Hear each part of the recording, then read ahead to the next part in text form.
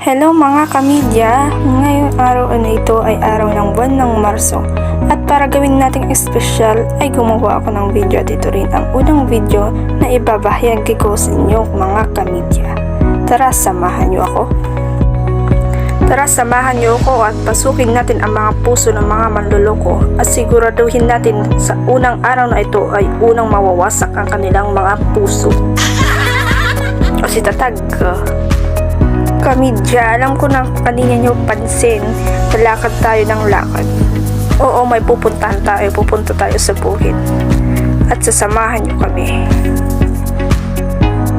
Wala kaming pasok ngayon sa paaralan, ngunit may pasok naman ako sa bukid. No ba yan?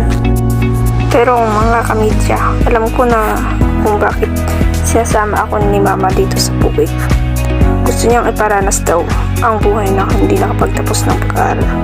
Kaya sinasabi ko sa inyo, mga kamidya, mahirap ang buhay talaga.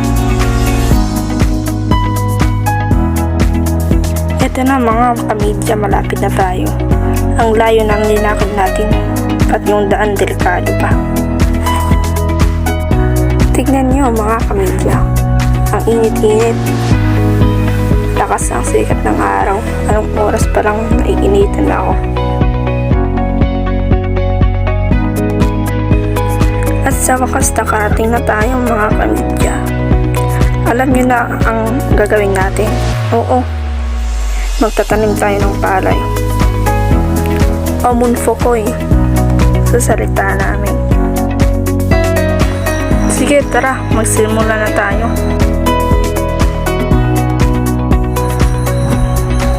Yan pala si Hari. O, pagod na siya daw, o.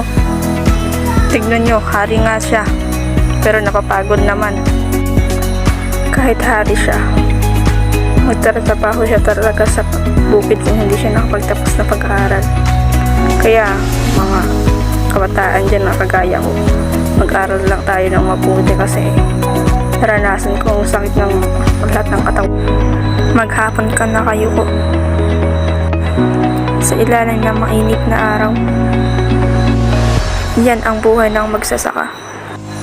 At yan na nga mga kamidya. Sa wakas natapos na din. Buong araw tayo na kayo. Ganyan ang buhay ng mga magsasaka. Kaya huwag nating malitin sila.